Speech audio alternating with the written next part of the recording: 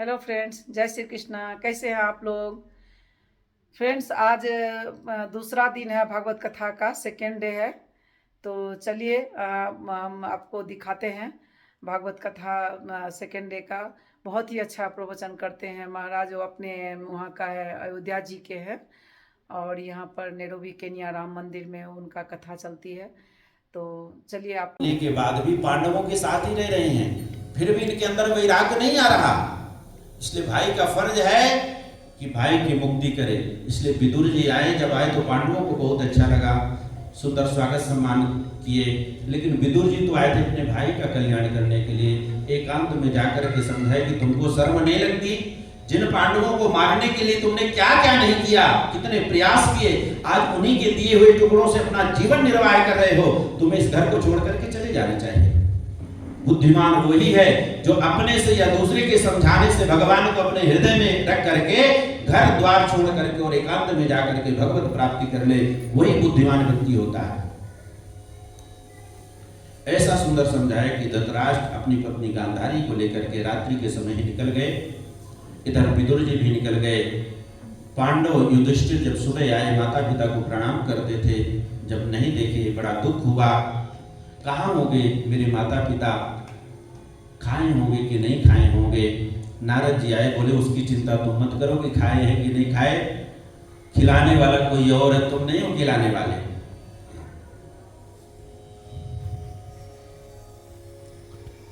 एक बार एक व्यक्ति, एक सज्जन जो खूब दान करते थे, लेकिन हमेशा उनकी दृष्टि नीचे ही झुकी होती थी, और इस कारण से कई बार लेने वाले दो दो चार चार पांच बार आकर के लेकर के भागते थे। तो एक बार कोई एक श्रीमान जी आकर के बोले कि हमारे समझ में नहीं आता, आप इतना दान करते हैं फिर भी हमेशा नीचे ही देखते रहते हैं। और नीचे देखते इसलिए कई लेने वाले कई बार आकर के ले जाते हैं, तो नीचे सिर झुका करके क्यों रहते हैं, ऊपर क्यों नहीं करते? तो जो देने वाला था उसके आंखों से आंसू आ गए। बोले इसी शर्म के कारण तो मैं अपने नयन नीचे करके रखता हूँ, मुख को नीचे झुका करके रखता हूँ। कि देनहार को और है भेजत सो दिन रैन, लोग भरम हम पे करें ताते नीचे नैन। देने वाला तो कोई और है जो दिन रात 24 घंटा देता रहता है, लेकिन लोग भ्रम मेरे ऊपर करते हैं कि मैं दे रहा हूं। इसी शर्म के कारण मैं सामने देख नहीं पाता, मेरे नेत्र हमेशा नीचे ही झुके रहते हैं। तो देने वाला परमात्मा है, ये कभी नहीं सोचना चाहिए कि मैं ऐसा कर रहा हूं, मैं दे रहा हूं, मैं ऐसा कर रहा हूं। कितने लोग हैं जो चाहते हैं लेकिन कर नहीं पाते। यदि अपने से नीचे को देखें तो निश्चय ही समझ में आएगा कि ठाकुर जी की कितनी बड़ी कृपा है हमारे ऊपर, जो हमें इसके योग्य बनाए। कभी भी जीवन में यदि अभिमान आए तो अपने से नीचे वाले को देखना। अभिमान आए, नीचे ने ऊपर देखना। कई बार दुख भी होता है, बहुत करते हैं फिर दुख होता है, तो जब दुख लगे तब उसमें नीचे देखना। उसमें भगवान की कृपा महसूस होगी कि कितने लोग हैं जो देख नहीं सकते, कितने लोग हैं जो सुन नहीं सकते, कितने लोग हैं जो खा नहीं सकते, कितने लोग हैं जो दे नहीं सकते। भगवान ने हमको इसके योग्य बनाया है। और कई बार धन संपत्ति आने से अभिमान भी हो जाता है, सुंदर परिवार होने से अभिमान होता है, पढ़ाई में अभिमान होता है। तो यदि अभिमान की स्थिति हो और अभिमान ही पतन का कारण बनता है, तो जीवन में अभिमान हो तो अपने से ऊपर देख लेना कि हमसे भी बड़े बड़े बैठे, अपने आप अभिमान भी शांत हो जाता है। तो कहने का तात्पर्य कि प्रत्येक परिस्थितियों में ठाकुर जी की कृपा का अनुभव करना चाहिए। यदि कृपा का अनुभव करेंगे तो निश्चय ही दुखों से और अभिमान से हम सभी बच सकते हैं। समझाए हैं नारद जी कि अब तुम उनकी चिंता मत करो, 5वें दिन उनका शरीर पूरा होगा। हिमालय पर्वत की ओर गए हैं, उनकी पत्नी भी उनके साथ सती हो जाएंगी। ऐसा ही हुआ। इधर अर्जुन को गए हुए कई महीने हो गए, लौट करके नहीं आए। युधिष्ठिर को नाना प्रकार के अपशकुन हो रहे हैं। भीमसेन को बुला करके कहने लगे कि मेरे समझ में नहीं आ रहा द्वारिका में क्या हो गया। 7 महीना हो गए अर्जुन को गए हुए, अभी तक लौट करके नहीं आया और नाना प्रकार के अपशकुन हो रहे हैं। थोड़ी देर के बाद सामने से दिखाई दिए अर्जुन का तेज मानो समाप्त हो चुका हो।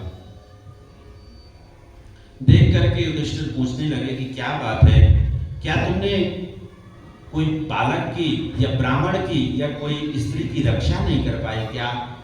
किसी को कुछ चाहना था तुम दे नहीं पाए हो, कुछ ना कुछ अवश्य कारण है, नहीं तुम्हारे अंदर इतनी पीड़ा नहीं होती। कहीं ऐसा ना हो कि भगवान तो तुम्हें छोड़ करके नहीं चले गए। इतना जब बोले तो अर्जुन के नेत्रों से अश्रुधारा लग गई, कंठ रुक गया। कुछ देर के बाद अर्जुन बोले कि प्रभु मैं क्या बताऊं, वंचितो हम महाराज हरिणा बंधुरूपिणा येन मे परतम तेजो देव विष्णुमापनम महत्। मैं क्या बताऊं, भगवान हरि से मैं विमुख हो गया, अलग हो गया। जिनके कारण मेरे अंदर तेज था, जिनकी कृपा से मैं मछली के नेत्र का भेदन करके, कितने बड़े बड़े वहां राजा थे, उन सबको मैं वहां परास्त किया और द्रौपदी को प्राप्त किया। आज वही प्रभु मुझे छोड़ करके चले गए। मुझे ध्यान है जब महाभारत का युद्ध हो रहा था, उस युद्ध में मेरे घोड़ों को प्यास लगी थी। मैं रथ से नीचे उतर के और बाण मारा और धरती से जल निकाला। घोड़े पानी पी रहे थे, मैं धरती में खड़ा था, जमीन में खड़ा था। उस समय यदि चाहते तो कौरव पक्षी सैनिक मेरे ऊपर बाणों का प्रहार कर सकते थे, मुझे मार सकते थे, लेकिन वो मुझे नीचे नहीं बल्कि रथ में देख रहे थे। ये वही प्रभु की कृपा थी। आज वही प्रभु मुझे छोड़ करके चले गए। वही मैं अर्जुन, वही बाण, वही धनुष, लेकिन ये सभी शक्तिहीन हो गए। सब कुछ होने के बाद भी आज शक्ति इन सबसे निकल गई है। इस प्रकार जब बोले, और क्या बताऊं, यदुवंशी आपस में एक दूसरे को मार के समाप्त हो गए। कुछ ही यदुवंशी शेष बचे हैं। चतुर्पंचावशेषिका। जैसे कुंती जी को पता चला, जैसे सुनी, कुंती जी वहीं अपने शरीर का त्याग कर दी। पांडव भी परीक्षित का राज्याभिषेक करके, जबकि परीक्षित जी बहुत छोटे थे उस समय, सैनिकों को कह दिए कि अब तुम इनकी सहायता करना, और पांडव स्वर्गारोहण कर गए। परीक्षित जी का राज्य है, इनका विवाह हुआ है इरावती के साथ। एक दिन दिग्विजय करने की इच्छा से, दिशाओं को घूमने की इच्छा से परीक्षित जी महाराज जब चल दिए, जगह जगह इनके पूर्वजों की कीर्ति हो रही है, पांडवों की गुण गाथा गाई जा रही है, बहुत खुश हो रहे हैं। आगे बढ़ते हुए इन्होंने एक दृश्य देखा कि गाय रो रही है और बैल के 3 पैर, कोई एक राज वेश धारण किए हुए बहरूपिया, जो कि 3 पैर काट दिए और चौथा पैर भी बैल के काटना चाहता है और गाय को लात से मार रहा है। परीक्षित जी विचार किए कि मेरे राज्य में तो गाय की पूजा होना चाहिए, और ये दुष्ट राज वेश धारण किए हुए राजाओं जैसे मुकुट धारण करके और पैर से गाय को मार रहा, ये निश्चय कोई ना कोई दुष्ट है। गाय से प्रश्न किए, देवी तुम क्यों रो रही हो? गाय कुछ नहीं बोली। उस बैल से प्रश्न किए जिसके 3 चरण कटे हुए हैं, 3 पैर कटे हुए हैं, एक ही पैर है। बैल से इशारा करके पूछे कि क्या बात है, किसने तुम्हारे चरण काटे? लेकिन बैल भी कुछ नहीं बोला। तब तुरंत राजा परीक्षित समझ गए, धर्मं ब्रवीसि धर्मज्ञ धर्मोऽसि वृषरूपधृको यद धर्म कृता स्थानं सूचकस्यापि तद भवेत्। तुम साक्षात धर्म हो, वृषभ के रूप, बैल के रूप में तुम धर्म हो, इसलिए तुम अपने मुख से इस दुष्ट का नाम नहीं लेना चाहते। जो अधर्म करने वाला होता है, गलत करने वाला होता है, उसे जो दंड मिलता है वही दंड उसकी सूचना देने वाले को भी मिलता है। इसलिए कभी भी अपराधियों का नाम नहीं लेना चाहिए। गलत का कभी चिंतन नहीं करना चाहिए, गलत का नाम नहीं लेना चाहिए, गलत के बारे में बातचीत नहीं करना चाहिए। अपना मुकुट निकाल करके परीक्षित जी के चरणों में रख दिया, प्रभु माफ करिए, अब मैं आया हूं तो कोई ना कोई तो जगह चाहिए मुझे, भगवान ही तो मुझे बनाए हैं, तो कोई जगह तो दे दो। परीक्षित जी ने कलयुग को 4 जगह दी। ध्यान रखना, ध्यान से सुनना, कौन कौन सी जगह है जहां कलयुग रहता है। द्यूतम पानम स्त्रियः सूना यत्राधर्म चतुर्विधा। 4 जगह कलयुग का वास है। कहां कहां? द्यूतम, जहां जुआ होता है। पानम, मदिरा या मदिरालय। स्त्रिया, वेश्यालय। और सूना, कसाई। ये 4 जगह कलयुग का वास है। 4 जगह परीक्षित जी ने दिया कि 4 जगह तुम जाओ रहो। यहां निश्चय ही कभी भी कोई भी यदि 4 का आश्रय लेता है, लास्ट में उसका सर्वनाश ही होता है, कभी भी यहां लाभ नहीं होता, परिणाम इसका गलत ही होता है। कलयुग फिर से हाथ जोड़ा, बोले प्रभु आप 4 जगह अपने हिसाब से दिए, एक मेरे हिसाब से दे दो। बोले ठीक है मांग लो। बोले एक बात मुझे सोना में भी दे दो। पुनश्च याचमानायो जात रूपम अदात प्रभु। फिर से मांगने पर सुवर्ण में भी बात दे दिए।